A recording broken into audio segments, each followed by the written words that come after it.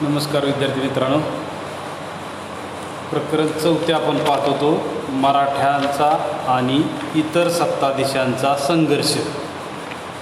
गेल्या तासाला आपण छत्रपती शिवाजी महाराजांच्या कालावधीमध्ये ब्रिटिशांशी इंग्रजांशी आलेला संबंध आपण पाहिलेला होता।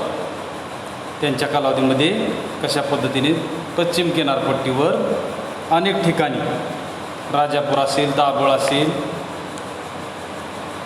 कल्याण असेल या ठिकाणी ब्रिटिशांनी वाकारी सुरू केलेल्या होत्या। शिवाजी महाराजांच्या काळात झालेले करार असतील, ब्रिटिशांच्या मालावर जकात ठेवणे असेल किंवा ब्रिटिशांच्या व्यापारासाठी परवानगी देणे असेल, 2.5% जकात घेऊन परवानगी देण्याला सुरुवात केली असेल, व्यापार करण्यासाठी परवानगी दिलेली असेल। इंग्रजांच्या व्यापाराला थोड्याफार प्रमाणात अटी लावून महाराजांच्या कालावधीमध्ये अशा पद्धतीने व्यापाराला सुरुवात झालेली होती। परकीय सत्तेचा धोका ओळखून महाराजांनी जास्त सवलती त्यांना दिलेल्या नव्हत्या। छत्रपती शिवाजी महाराजांच्या राज्याभिषेकाला सुद्धा आपण पाहिले की ब्रिटिश अधिकारी कशा पद्धतीने उपस्थित होते आणि त्यानंतर शिवाजी महाराजांच्या मृत्यूनंतर शाहू महाराजांच्या कालावधीमध्ये पेशवाईला मोठ्या प्रमाणात अधिकार देण्यात आले। राज्यकारभार करण्याचे अधिकार असतील पेशव्यांना मोठ्या प्रमाणात दिलेले होते आणि त्याचाच फायदा पेशव्यांनी घेतला होता। मुक्तपणे राज्यकारभार करण्याची सुरुवात या कालावधीमध्ये झालेली होती। परंतु शिवाजी महाराजांनी जो ब्रिटिशांचा असेल किंवा फिरंग्यांचा असेल, सर्वच युरोपियन लोकांचा धोका ओळखून समुद्रावरील सैन्य व्यवस्था आरमार प्रबळ बनवलेले होते। ते आरमार मोडून काढण्याचं काम, अंग्रेजांचं जे आरमार होतं, मराठा आरमार होतं, ते मोडून काढण्याचं काम कोणी केलं असेल तर नानासाहेब पेशवे यांनी केलं। नानासाहेबांच्या कालावधीमध्ये अशा पद्धतीने इंग्रजांचीच मदत घेऊन मराठ्यांचं कान्होजी आंग्रेंनी सुरू केलेला आरमार या कालावधीमध्ये मोडकळीस आणण्याचं काम कोणी केलं? नानासाहेब पेशवे यांच्या कालावधीमध्ये। आणि पहिल्या बाजीरावच्या कालावधीमध्ये अनेक मराठा सरदार, महाराष्ट्रातच नाही तर महाराष्ट्राच्या बाहेर अनेक मराठा सरदार घराणे उदयास आली। मग ग्वाल्हेरचे शिंदे असतील, इंदूरचे होळकर असतील किंवा बडोद्याचे गायकवाड असतील, नागपूरचे रघुजी भोसले असतील, अशी स्वतंत्र सत्तास्थाने सरदार घराणी या ठिकाणी उदयास आलेली होती आणि महाराष्ट्राच्या बाहेर स्वराज्याचं साम्राज्यात रूपांतर करण्याचं काम या कालावधीमध्ये झालेलं होतं। आणि या कालावधीमध्ये परकीयांचा धोका ओळखून अशा पद्धतीने परकीयांशी शत्रुत्व स्वीकारून आणि सर्वात महत्त्वाचं म्हणजे या कालावधीमध्ये ब्रिटिशांनी संपूर्ण भारताच्या बऱ्याचशा भूप्रदेशावर कब्जा केलेला होता किंवा इतरांना पराभूत करून फ्रेंचांना असेल, पोर्तुगीजांना असेल, आपली सत्ता प्रबळ बनवण्याचं काम ब्रिटिशांनी केलेलं होतं। ज्या ज्या ठिकाणी जातील त्या ठिकाणी परवानगी घेणे असेल, व्यापार करण्याची परवानगी घेणे आणि तिथल्या प्रदेशावर ताबा मिळवण्याचं काम या ठिकाणी केलेलं होतं। आणि या कालावधीमध्ये किंवा आता मात्र ब्रिटिशांना सगळ्यात मोठा धोका कोणाचा होता? भारतामध्ये मराठ्यांचा होता। कारण दिल्लीच्या तख्तावर कोण बसावं, दिल्लीच्या गादीवर कोणाला बसवावं हे मराठा सरदार ठरवत होते। ते महादजी शिंदे असतील, गायकवाड असतील किंवा होळकर असतील, यांचा दबदबा इतका होता की रघुजी भोसले असतील, संपूर्ण बंगाल प्रांत कोणाच्या ताब्यात होता? नागपूरच्या भोसल्यांच्या ताब्यात। महादजी शिंदे यमुना गंगा नदीचा संपूर्ण प्रदेश त्यांच्या ताब्यात होता। म्हणजे बडोद्याचे गायकवाड असतील, होळकर असतील, इंदूरचे, या सर्व सरदारांच्या ताब्यात बराचसा मोठा भूप्रदेश ब्रिटिशांच्या, सर्वात मोठा अडसर जर कोण असेल ब्रिटिशांना तर तो होता मराठा सरदार। आणि मराठा सरदारांचा पराभव केल्याशिवाय किंवा मराठ्यांचा पराभव केल्याशिवाय भारतावर सत्ता गाजवता येणार नाही हे ब्रिटिशांनी ओळखलेलं होतं। आणि याचाच फायदा घेऊन ब्रिटिशांनी राजनीती वापरली, फोडावं राज्यकारभार करा। कंपनीचं धोरणच होतं, फोडावं राज्यकारभार करा।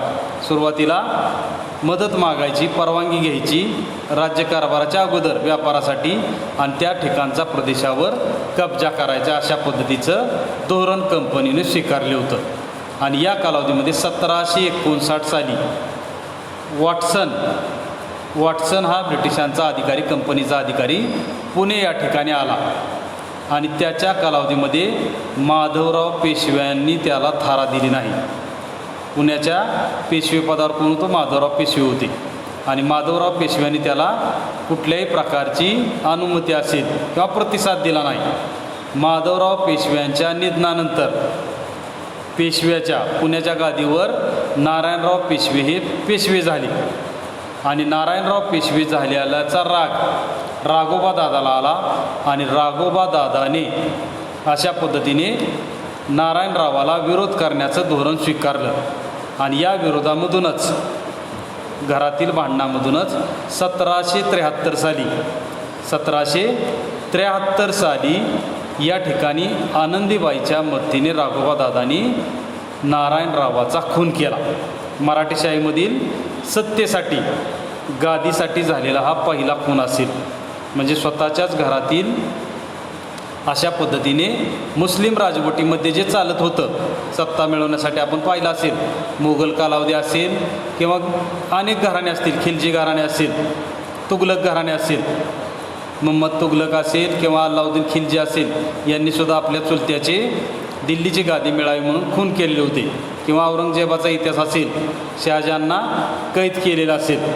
अशा पद्धतीने मुस्लिम राजवटीमध्ये सत्ता मिळवण्यासाठी किंवा गादीवर बसण्यासाठी स्वतःच्याच वाडवडिलांना किंवा वडिलांना असेल, चुलत्यांना असेल, कैदेत टाकणे असेल, हत्या करणे असेल, हे सत्र चालू होतं. मराठेशाहीमध्ये अशा पद्धतीचा इतिहास कधीही नव्हता. परंतु राघोबा दादाने अशा पद्धतीने पुण्याच्या गादीवर बसण्यासाठी असे प्रयत्न केले की स्वतःच्याच घरातील नारायणराव पेशव्याचा गारद्यांच्या मदतीने खून केलेला होता. आणि यानंतर मात्र राघोबा दादाला पेशवे व्हायचं होतं. त्याची तीव्र इच्छा होती की पेशवाईच्या गादीवर बसण्याची, आणि यातूनच त्याने अशा पद्धतीने खून केला होता. परंतु या कालावधीमध्ये असलेले मराठा सरदार असतील किंवा पेशवाईमधील कारभारी असतील, नाना फडणीस, या सर्वांनी मिळून राघोबा दादावर राग धरला आणि राघोबा दादाला गादीवर बसता येऊ नये यासाठी त्यांनी काय केलं? बारभाई मंडळ स्थापन केलं. 12 मराठा सरदारांचं, 12 मराठा लोकांचं एक संघटन किंवा मंडळ स्थापन केलं आणि यालाच बारभाई मंडळ असं म्हटलं जात होतं. मग त्यात महाजी शिंदे असतील, रघुजी भोसले असतील, नाना फडणीस असतील, सखाराम बापू असतील, असे मराठा वयस्कर दिग्गज होते की ज्यांच्या मदतीने कारभार आता चालवला जात होता. आणि त्यांनी दुसरा माधवरावला पेशवे पदावर बसवलं आणि याचाच राग धरून राघोबा पुण्यातून निघून गेले आणि राघोबा थेट निघून गेले आणि ब्रिटिशांना मिळाले. आणि अशा पद्धतीने ब्रिटिशांना म्हणजे शत्रूला जाऊन मिळाले आणि पेशवाई मिळावी, पेशवाईचं पद मिळावं म्हणून ब्रिटिशांची त्यांनी करार केला. आणि तो करार होता सुरतेचा तह. सुरतेचा तहमध्ये काय ठरलं? राघोबा दादाचं आणि ब्रिटिशांचं किंवा कंपनीचं असेल, या दोघांमध्ये काय करार झाला असेल तर राघोबाने मराठ्यांचा प्रदेश पेशवेपद दिल्यानंतर किंवा पेशवेपदावर बसवल्यानंतर ब्रिटिशांना राघोबाने काय द्यायचं होतं? मराठ्यांचा प्रदेश व 1.5 लाख रुपये खर्च द्यायचा होता. त्याचबरोबर मुंबई शाखेला, कंपनीच्या मुंबई शाखेला वर्षाला 6 लाख रुपये द्यावे. राघोबाने स्वतःच्या स्वार्थासाठी अशा पद्धतीने काय केलेलं होतं? स्वतःच्या स्वार्थासाठी मराठ्यांचं राज्यच मांडलिक बनवलेलं होतं. म्हणजे मराठ्यांचं राज्यच धोक्यात घातलं होतं. जो मराठ्यांचा खरा शत्रू होता, ब्रिटिश ईस्ट इंडिया कंपनी किंवा ब्रिटिश लोक असतील, यांच्याबरोबरच आता मांडलिक तत्त्व राघोबा दादाने स्वीकारलेलं होतं. आणि यातूनच मराठा इंग्रज पहिलं युद्ध होण्याला ही कारणीभूत ठरली होती. म्हणजे मराठ्यांची आणि इंग्रजांची 3 युद्ध झाली. पहिलं असेल, दुसरं असेल, तिसरं असेल. तिसऱ्या लढाईमध्ये मराठेशाही 1818ला पूर्ण ब्रिटिशांनी संपवली. परंतु या लढाईमध्ये सुरुवात जी झाली ती पहिल्या लढाईमध्ये अशा पद्धतीने माधवराव पेशव्याचा मृत्यू झाल्यानंतर नारायणराव पेशव्याचा झालेला वध असेल आणि राघोबा दादाने पेशवेपद मिळवण्यासाठी ब्रिटिशांशी केलेली मैत्री असेल। या सर्वांचा परिणाम असा झाला की ब्रिटिशांना हस्तक्षेप करण्यास मोठ्या प्रमाणात संधी मिळाली आणि त्यातूनच ब्रिटिश आणि इंग्रज यांचा संघर्ष सुरू झाला राघोबाच्या पेशवेपदाच्या कारणातून। आणि या मराठा सत्तास्थानी किंवा मराठ्यांच्या राज्यात ब्रिटिशांचा हस्तक्षेप करायची इच्छा नसतानासुद्धा ब्रिटिशांना आयती संधी मिळाली आणि यातूनच 1776ला पुरंदरचा तह झाला। पुरंदरचा करार किंवा तह यामध्ये काय ठरलं, मराठा 12 लाख देतील ब्रिटिशांना, राघोबाला 3 लाखाची पेन्शन देतील मराठा। राघोबाने याच्या बदल्यात काय करायचं, गुजरातला निघून जायचं, गुजरातला जाऊन स्थायिक व्हायचं। राघोबा दादाला कोणतेही सैन्य वापरता येणार नाही, म्हणजे सैन्य ठेवता येणार नाही राघोबाला। आणि सखाराम बापूला ब्रिटिशांनी काय केलं, याच्याच बारभाई कारस्थानमधील सखाराम बापूला फोडण्याचं काम ब्रिटिशांनी केलं। फोडावर राज्यकारभार करा, मराठ्यामध्ये फूट पाडण्याचं काम या ठिकाणी केलेलं होतं। आणि अशा पद्धतीने तळेगाव येथे मोठ्या प्रमाणात इंग्रज आणि मराठ्यांचं युद्ध झालं किंवा लढाई झाली आणि 1779ला वडगावचा तह झाला। पुण्याशेजारी असलेलं वडगाव असेल, वडगाव या ठिकाणी तह झाला। या तहामध्ये काय ठरलं, 1779ला मराठा इंग्रज यांच्यात झालेला वडगावचा तह असेल। यामध्ये असं ठरलं की राघोबा दादाला मराठ्यांच्या ताब्यात द्यायचं ब्रिटिशांनी, मराठ्यांचा प्रदेश ब्रिटिश माघारी देतील। इंग्रजांचे 2 अधिकारी मराठ्यांच्या ताब्यात राहतील आणि हा पहिल्या युद्धातील मराठा इंग्रज यांच्यात झालेला करार ब्रिटिशांना अतिशय अपमानास्पद वाटत होता आणि त्यातून ब्रिटिशांना हा तह मान्य झाला नाही। यामधून ब्रिटिशांनी काय केलं, मराठा दिग्गज जे सरदार होते, नागपूरचे भोसले असतील, बडोद्याचे गायकवाड असतील, महादजी शिंदे असतील, यांचा एकट्याचा पराभव करण्याचं काम केलं आणि या पराभवामधून मराठ्यांच्या विरोधात इंग्रजांना मदत करण्याचं धोरण हे ब्रिटिशांनी स्वीकारलं। परंतु याच कालावधीमध्ये हैदर अली असेल, कर्नाटकचा मुस्लिम सत्ताधीश, टिपू सुलतान आपल्याला माहीत असेल, टिपू सुलतानचे वडील असतील किंवा हैदर अलीचाच मुलगा कोण होता, टिपू सुलतान। हैदर अलीने कर्नाटकात ब्रिटिशांच्या प्रदेशावर हल्ला केला। नाना फडणीस यांनी आखलेली ही योजना होती। मराठा सरदारांनी आणि हैदर अलीने एकाच वेळेस हल्ला करण्याचं धोरण स्वीकारलं आणि अशा पद्धतीने मराठा विरुद्ध इंग्रज यांच्यामध्ये नंतर जो संघर्ष झाला त्यामध्ये ब्रिटिशांना माघार घ्यावी लागली। 17 मे 1782 साली 1782ला सालबाईचा तह झाला। सालबाई या ठिकाणी झालेला तह असेल। या तहानुसार काय ठरलं, राघोबाची साथ इंग्रजांनी कायमची सोडावी, राघोबाची इंग्रजांनी साथ सोडून द्यावी। त्याचबरोबर बडोद्याचा प्रदेश, गुजरात असेल, बडोद्याचा प्रदेश ब्रिटिशांनी गायकवाडांना माघारी द्यावा, हैदर अलीला कर्नाटकातील प्रदेश द्यावा। म्हणजे मराठ्यांच्या बरोबर हैदर अली असेल मुस्लिम सत्ताधीश, याच्यासुद्धा अटी ब्रिटिशांनी मान्य केलेल्या होत्या आणि अशा पद्धतीने सालबाईचा तह ब्रिटिशांना अतिशय अपमानास्पद असतानासुद्धा त्यांना तो स्वीकारावा लागला। मराठा सरदारांचे प्रदेश मराठ्यांना द्यावे लागले, मराठा सरदारांना प्रदेश माघारी द्यावे लागले, हैदर अलीला कर्नाटकचा प्रदेश द्यावा लागला आणि अशा पद्धतीने सालबाईचा तह असेल।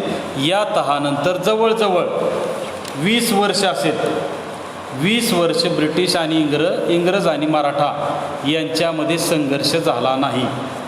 म्हणजे इतका दबदबा या कालावधीमध्ये मराठ्यांचा होता आणि याचाच पुरेपूर फायदा कोणी घेतला, मराठ्यांनी घेतला आणि पुढील 20 वर्षामध्ये अशा पद्धतीची कोणतीही लढाई मराठा विरुद्ध इंग्रजांची झाली नाही।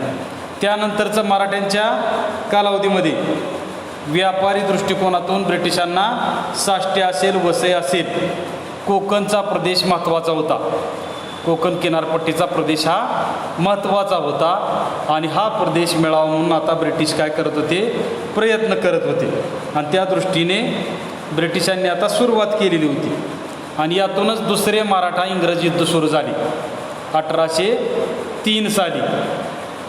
1803 साली काय होतं, पेशवे पुण्यामधून कारभार पाहत होते, परंतु पुणे येथे असलेल्या पेशव्यांचं वर्चस्व मराठा सरदारांना मान्य नव्हतं. आणि त्याला कारणही तसंच होतं, मराठा सरदारांचं उत्तर हिंदुस्थानात वाढलेलं महत्त्व असेल. उत्तर हिंदुस्थानाच्या राजकारणामध्ये मराठा सरदारांचं दबदबा असेल. कारण दिल्लीच्या तख्तावर कोण बसावं हे सुद्धा आता कोण ठरवत होतं, मराठा सरदार ठरवत होते. आणि हा दबदबा वाढल्यामुळे पेशवे कर्तृत्वान नव्हते. आता पेशवे कर्तृत्वान नसल्यामुळे मराठा सरदार पेशव्याचं नेतृत्व मान्य करत नव्हते. म्हणजे बडोद्याचे गायकवाड असतील, ग्वाल्हेरचे शिंदे असतील, इंदूरचे होळकर असतील आणि नागपूरचे भोसले असतील, या सर्वांचा दबदबा उत्तर हिंदुस्थानाच्या म्हणजे भारताच्या राजकारणात मोठ्या प्रमाणात वाढलेला होता. आणि त्यातूनच आता पुण्याचे पेशव्यांचं महत्त्व कमी झालेलं होतं. आणि यातूनच अशा पद्धतीचं मराठा इंग्रज दुसरं युद्ध सुरू झालं. आणि या कालावधीमध्ये मात्र फरक काय होता, अतिशय मोठे दोन मराठा नेतृत्व यावेळेस हरवलेलं होतं. म्हणजे 2 मराठा नेतृत्व करणारे मरण पावलेले होते. त्यामध्ये असतील सर्वात कर्तबगार असणारे महादजी शिंदे. 1794ला महादजी शिंदे यांचं पुणे येथे निधन झालं. महादजी शिंदेंचा मृत्यू पुणे येथे, पुण्याच्या शेजारी त्यांची समाधी आपल्याला सुद्धा पाहायला मिळते. आणि दुसरं 1800 साली झालेलं नाना फडणवीस यांचं झालेलं निधन असेल. म्हणजे या दोघांचं निधन झाल्यामुळे सर्वांना एकत्र करण्याचं काम कोण करत होते, हे 2 दिग्गज करत होते. आणि अशा पद्धतीने या दोघांचा मृत्यू मराठेशाहीला अतिशय मोठ्या प्रमाणात नुकसानकारक ठरला. आणि याच कालावधीमध्ये पेशव्यांचं आणि मराठा सरदारांचं संघर्ष वैर हे वाढलेलं होतं. याच कालावधीमध्ये दुसरा बाजीराव सत्तेवर होता, अतिशय अकर्तबगार, कुठलीही लायकी नसताना गादीवर आलेला दुसरा बाजीराव असेल, राघोबादादाचा मुलगा असेल, हा अतिशय चैनी विलासी जीवन जगणारा. आणि याच्याच कालावधीमध्ये मोठ्या प्रमाणात मराठ्यांच्यामध्ये संघर्ष सुरू झाला. विठोजी होळकर यांना पुणे या ठिकाणी हत्तीच्या पायाखाली देऊन त्यांचा मृत्यू घडवून आणण्यात आला. म्हणजे विठोजी होळकर असतील यांची हत्या अशा पद्धतीने पुण्याच्या दरबारामध्ये करण्यात आली. आणि दुसऱ्या बाजीरावने आपला बचाव करण्यासाठी, स्वतःला वाचवण्यासाठी वेल्लस्ली, ब्रिटिशांचा अधिकारी असेल, लॉर्ड वेल्लस्ली याच्याशी करार केला. 1802 साली बाजीरावने केलेला करार असेल, याला वसईचा तह असं म्हटलं जातं. आणि या तहानुसार दुसऱ्या बाजीरावने तैनाती फौजेचा स्वीकार केला. तैनाती फौज स्वीकारली म्हणजे स्वतःचं अस्तित्वच गमावल्यासारखं झालेलं होतं. आणि अशा पद्धतीने आता ब्रिटिशांना थेट मुंबई प्रदेशामध्ये मराठ्यांच्या प्रदेशात किंवा मराठ्यांच्या वर्चस्वाखाली असलेल्या संपूर्ण प्रदेशामध्ये आता वर्चस्व निर्माण करण्याची चालून संधी आली किंवा आयती संधी मिळालेली होती.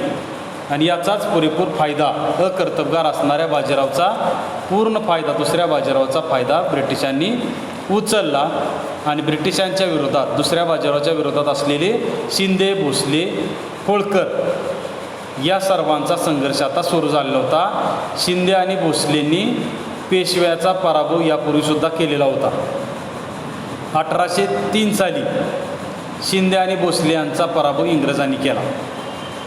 भोसलेंच्या मदतीचा करार ब्रिटिशांनी केला, देवगावचा देवगावचा करार हा भोसले आणि इंग्रज यांच्यामध्ये झाला. त्यानंतर शिंदे आणि इंग्रज आणि शिंदे यांच्यात अंजनगावचा करार झाला. या करारानुसार गंगा आणि यमुनाचा उत्तर भारतातील शिंदेंच्या ताब्यात असलेला संपूर्ण प्रदेश हा कोणाला देण्याचं मान्य झालं, ब्रिटिशांना देण्याचं मान्य झालं. म्हणजे शिंदेंचं वर्चस्व उत्तर भारतातील गंगा आणि यमुना नदीपर्यंत ज्या प्रदेशावर होतं तो सर्व प्रदेश आता अंजनगावच्या करारानुसार ब्रिटिशांच्या ताब्यात आलेला होता. त्यानंतर होळकर इंग्रज यांच्यात रायपूर घाट येथे करार झाला. होळकर आणि इंग्रज यांच्यामध्ये रायपूर घाट येथे हा करार झाला. त्यानुसार मध्य भारत असेल, राजस्थानचा काही भाग असेल, यावरील होळकरांचं वर्चस्व कमी करण्याचं काम या करारानुसार झालेलं होतं. पुढं जाऊन जॉर्ज वारली या ब्रिटिश अधिकाऱ्याच्या कालावधीमध्ये होळकरांचा प्रदेश परत एकदा होळकरांना माघारी देण्यात आलेला होता. आणि या सर्व दुसऱ्या मराठा इंग्रज युद्धामध्ये आपल्या आणखीन एक गोष्ट लक्षात येईल, ती म्हणजे गायकवाडांनी या युद्धात भाग घेतलेला नव्हता. मराठा सरदार बडोद्याचे गायकवाड असतील, यांनी या युद्धामध्ये भाग घेतलेला नव्हता. अशा पद्धतीने आणि सगळ्यात महत्त्वाचं म्हणजे परदेशी नीतीचा संपूर्ण अधिकार हा ब्रिटिशांना राहील. म्हणजे मराठा सरदार घराण्यामध्ये परदेशाची फ्रेंच असतील, पोर्तुगीज असतील, इंग्रज सोडून सर्वांशी जो व्यवहार करायचा असेल त्याचे सर्व अधिकार कोणाच्या ताब्यात राहतील? ब्रिटिशांच्या ताब्यात राहतील. म्हणजे ब्रिटिशांना विचारल्याशिवाय, ब्रिटिशांच्या परवानगीशिवाय परदेशी कोणत्याही युरोपियन लोकांशी कुठल्याही मराठा संस्थानिकांना अशा पद्धतीने करार असतील करता येणार नाहीत. आणि आणखीन एक महत्त्वाचे म्हणजे या कालावधीमध्ये भोसले, नागपूरचे भोसले असतील, भोसलेंबरोबर झालेल्या करारामध्ये संपूर्ण बंगाल, भोसलेंच्या ताब्यात बंगालपर्यंतचा प्रदेश होता, तो सर्व प्रदेश ब्रिटिशांच्या ताब्यात गेलेला होता. आणि अशा पद्धतीने भोसल्यांचं पूर्ण वर्चस्व, बंगालपर्यंतचं वर्चस्व या करारानुसार दुसऱ्या इंग्रज मराठा युद्धामध्ये भोसल्यांचं वर्चस्वसुद्धा भारतातील इतर प्रदेशावरचं संपुष्टात आणण्यामध्ये ब्रिटिश यशस्वी झालेले होते. आणि निजाम पेशवा यांचा संघर्ष संपवण्यासाठी भोसल्यांनी मदत करावी असं ब्रिटिशांनी वधवून घेतलेलं होतं. आणि भोसलेंच्या ताब्यातील बंगालचा प्रदेश, पूर्वेकडील संपूर्ण किनारपट्टी ही भोसलेंच्या ताब्यातून ब्रिटिशांना मिळालेली होती. अशा पद्धतीने पहिल्या आणि दुसऱ्या युद्धामध्ये ब्रिटिशांनी पहिल्या युद्धामध्ये माघार घेतली असेल, पहिल्या युद्धामध्ये ब्रिटिशांचा पराभव झाला असेल किंवा मानहानी तह करावा लागला असेल, परंतु अंतर्गत मराठेशाहीमधील भांडणाचा फायदा, संघर्षाचा फायदा कोणी घेतला असेल? ब्रिटिशांनी घेतला. आणि पहिल्या आणि दुसऱ्या युद्धामध्ये ब्रिटिशांना पराभव करण्यास मोठ्या प्रमाणात मदत का झाली असेल, तर ती मदत झाली मराठेशाहीमधील अंतर्गत वाद असतील, मराठेशाहीमधील अंतर्गत संघर्ष असेल. या संघर्षामुळेच मराठ्यांचा काय झाला? दुसऱ्या युद्धामध्ये पराभव झालेला होता.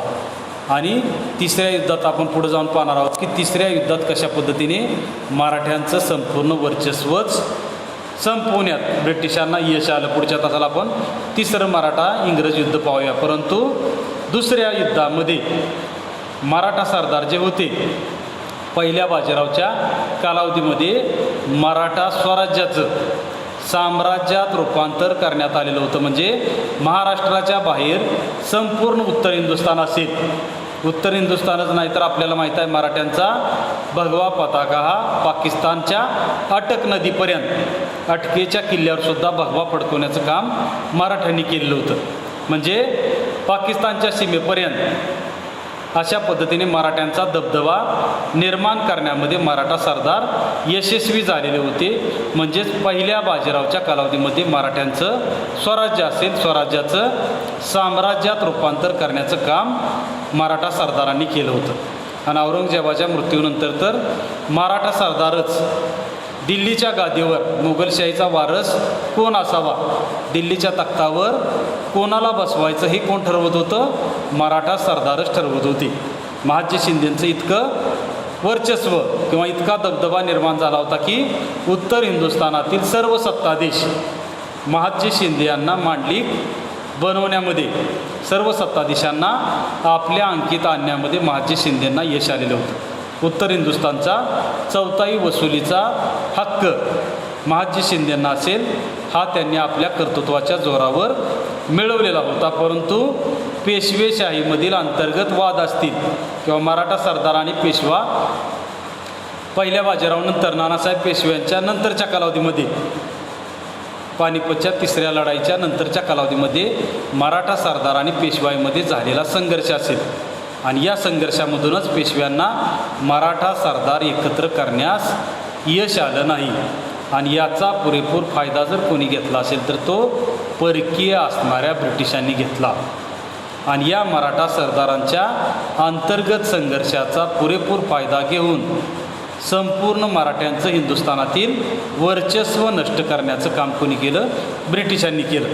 कारण संपूर्ण भारतामध्ये ब्रिटिशांना फक्त कोणाचीच भीती असेल तर ती होती मराठा सरदार घराण्याची, मराठा सत्ताधाऱ्यांची भीती होती आणि मराठ्यांची सत्ता संपवल्याशिवाय आपल्याला भारतात राज्यकारभार करता येणार नाही हे ओळखूनच अशा पद्धतीने वॉरन हेस्टिंग असेल, लॉर्ड वेल्लेस्ली असेल, अशा अधिकाऱ्यांनी मराठा सरदारांमध्ये फूट पाडण्यासेल थोडावर राज्यकारभार या धोरणाचा स्वीकार करून अशा पद्धतीने मराठ्यांबरोबर पहिली दुसरी लढाई केली आणि या दुसऱ्या लढाईमध्ये झालेला मानहानी पराभव असेल किंवा बऱ्यापैकी मराठा सरदारांचा पराभव करण्यामध्ये या ठिकाणी यश आलं होतं. आपल्या इच्छेनुसार त्यांच्यावर तह लादण्यामध्ये सुद्धा ब्रिटिशांना यश आलेलं होतं आणि याचाच फायदा घेऊन अशा पद्धतीने इंग्रज आणि मराठ्यांचा संघर्ष सुरू झाला.